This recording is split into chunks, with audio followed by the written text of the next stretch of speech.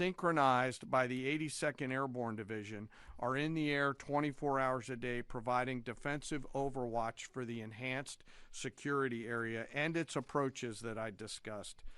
These forces are comprised of over 15,000 American service members and have established localized air and sea control to protect against Iranian threats. Commercial vessels that transit through the area will see, hear, and frankly feel U.S. combat power around them on the sea, in the skies, and on the radio. And as of this morning, as was mentioned prior, 2 U.S. flag merchant vessels have transited, and we anticipate more to transit over the coming days. Further up the Gulf, U.S. Naval Forces Central Command continues to work to identify and mitigate any threats. Beyond Project Freedom, CENTCOM and the rest of the Joint Force remain ready to resume major combat operations against Iran if ordered to do so. No adversary should mistake our current restraint with a lack of resolve. And the President has said, as the Secretary has, that now is the time for those with equity stake in the strait to come assist. Before I turn it back to the Secretary, I want to take a moment to highlight part of our joint force today. And today I want to talk about the paratroopers of the United States Army 82nd Airborne Division. When the President or the Secretary need immediate, scalable, and lethal combat power in CENTCOM or elsewhere, the All-American Division answers the call. The 82nd is the core of our nation's immediate response force and ready to deploy within hours of notice. These paratroopers are capable of accomplishing any mission in any environment, constantly training, constantly ready to jump from Air Force aircraft into ground combat and seize key terrain if ordered to do so, just like their predecessors did in Sicily and Normandy in World War II, or to secure or enable the follow-on forces to flow into theater as they did in Grenada or Panama. They can do the range of missions from counterinsurgency to counterterrorism operations to power projection, as they have many times over the course of the history of this great division. They can do all these things because they're incredibly well trained, well equipped, and well led, but also because of the indomitable spirit of the All-American paratrooper. Every single one of them volunteered for this role, volunteered to go to airborne training, and volunteered to serve. But this division is now more than just a formation that we use for forcible entries. For example, just today, they are out there coordinating, integrating, and synchronizing land, air, space, sea, and cyber forces using joint all-domain command and control. They use next-generation tactical networks that are AI-enabled to augment intelligence and operations, and they seamlessly synchronize all of these effects and are doing so in support of Project Freedom as we speak. The relentless focus on technical innovation allows the commanders out there in the field to see, sense, and understand the opportunities that are in front of them, along with the associated risks, and make smart decisions out on the objective. With incredible courage, tenacity, and grit, they are going all the way every day, and whenever the nation calls on them, they are there to answer the call. We are grateful for their service and their leadership. Lastly, before I close, as I often do, I want to remember some of our fallen. Today we remember Sergeant William Rivers, Specialist Brianna Moffett, and Specialist Kennedy Sanders of the 718th Engineering Company, U.S. Army Reserves, out of Fort Benning, Georgia. They were tragically killed on January 28, 2024, when attacked by an Iranian-backed proxy force at Tower 22 in Jordan. We continue to carry on their memories. We remember their names. We remember their families. And the Secretary and I are deeply grateful for all of our deployed forces who are out there doing our nation's work. And sir, with that, I'll kick it back over to you. Very good. We'll take a few questions. Go ahead. Thank you. Alexandra Ingersoll, One America News. Do you assess, Mr. Secretary, do you assess what's left of this small boat fleet to be a significant threat or a nuisance to be managed? And then secondly, what is your message to critics who say that the U.S. doesn't have a strategy in this mission? Well, any threat needs to be taken seriously. And just like those 6 attack boats that the chairman mentioned were taken seriously and dealt with before there were any real threat to the American military vessels that they were approaching. And that is, small craft like that are all that Iran has left. Their ability to get close with a destroyer of the capabilities that we have is limited, but we're going to take it very seriously and kinetically, quickly. We're not going to allow a threat to gather. And I can tell you, even from just this morning, the strategy remains laser focused. In fact, what I think you see from Project Freedom is that we're not allowing ourselves to get distracted. This is a separate and distinct effort, temporary in nature, that we plan to hand over to the world. The world has expressed a desire to be a part of this, as is often the case, or maybe almost always the case. American leadership is required. So the president was willing to undertake this, send commercial ships through, send destroyers in, provide this red, white, and blue bubble of protection, and encourage the world to step up. Because ultimately, this waterway is, as I said, far more crucial to the rest of the world, and they need to have the ability to defend it. So I think this is a reflection of a laser-focused strategy, actually, right here. Morning, Mr. Secretary, Mr. Chairman. David Zier, Real America's Voice.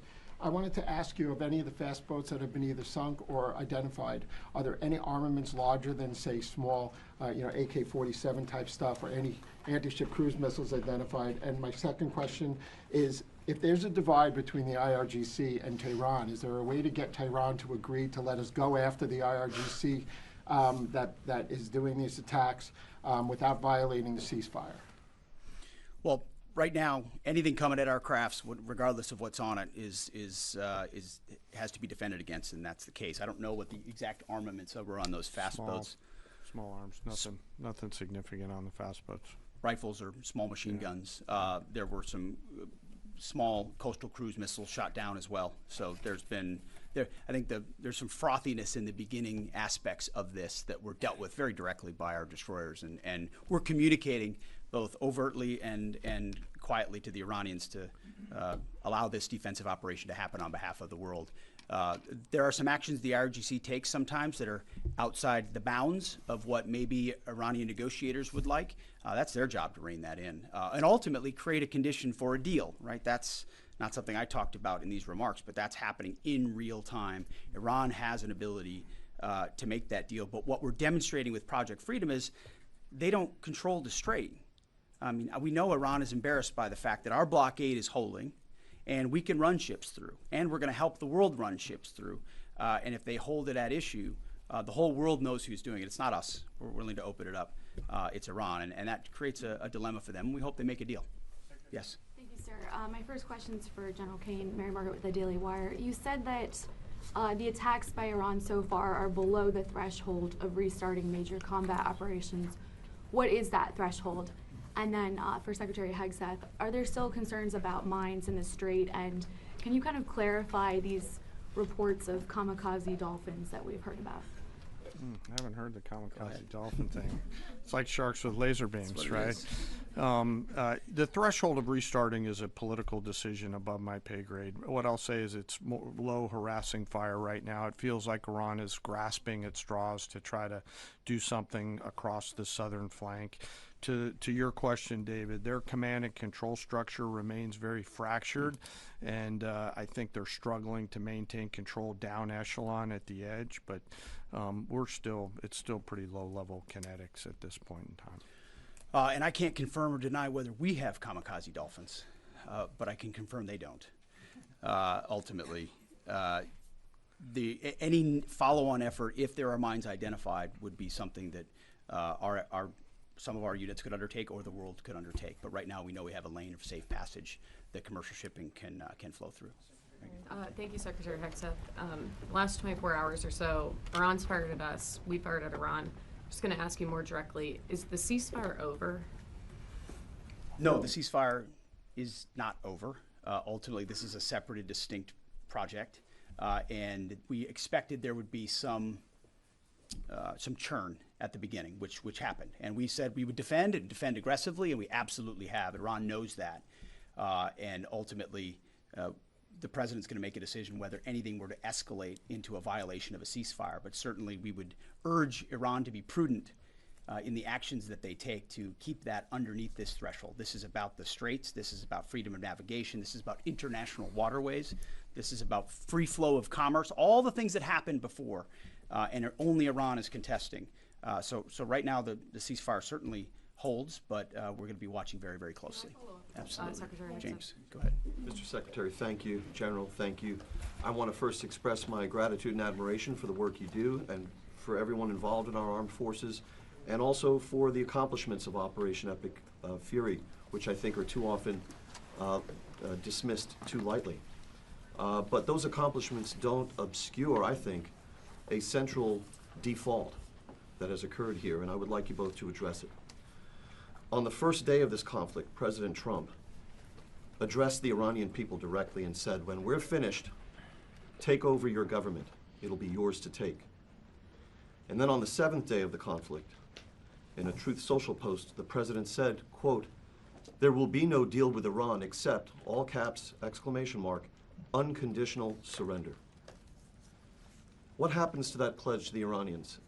And when did the president decide to capitulate on his demand for unconditional surrender? Well, James, I wouldn't, you started out nicely, but you ended exactly where we knew you would end. The president hasn't capitulated on anything.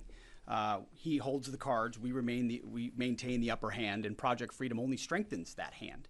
And so he will ensure that whatever deal is made or whatever end state is reached creates ensuring that Iran never has a nuclear weapon, which is number one, and he's been focused on that, and the deal and discussions are centered on that.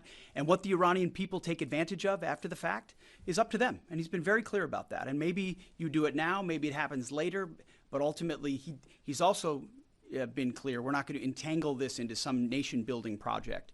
Our objectives are clear. They've been pursued from day one. Hopefully the Iranian people take advantage of that because they're being taken advantage of by this regime. As you know, 45,000 Iranians, innocent Iranians, killed before the outset of this. That's what this government does, kills their own innocent civilians. Getting out from underneath that is going to be a challenge of the Iranian people, and we certainly hope they take advantage of that. Thank you. Can I have one follow, please? Go ahead. I may. Everybody else one follow. follows directives. Go ahead. Thank you, Mr. Secretary. Can you share any information regarding the South Korean ship that was reportedly hit by Iran? Is Seoul in contact with the U.S. military about it? And is there any indication that they would heed Trump's call made on social media to join Project Freedom? We hope so.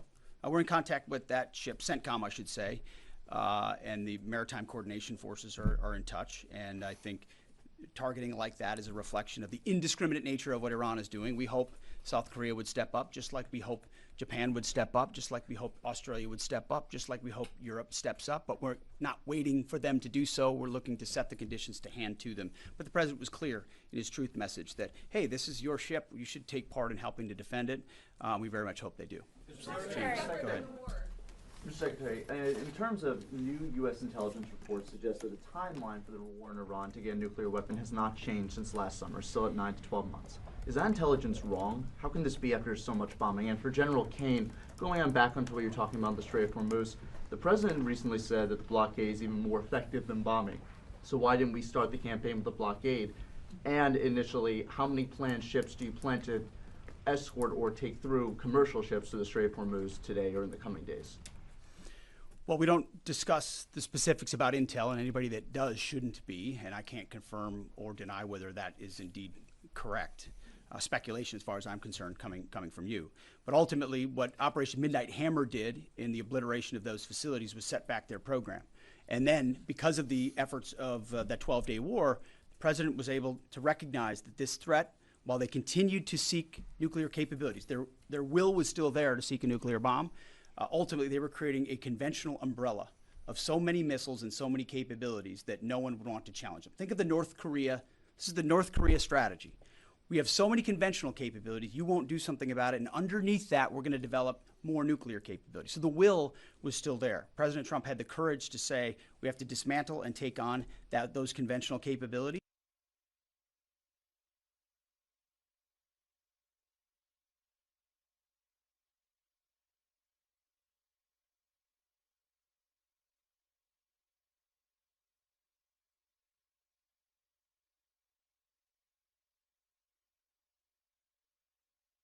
while give firm that every step of the way. So that has been, President Trump's been focused on it. He's set them back like no other president. He ripped up the terrible deal that would have given them a bomb.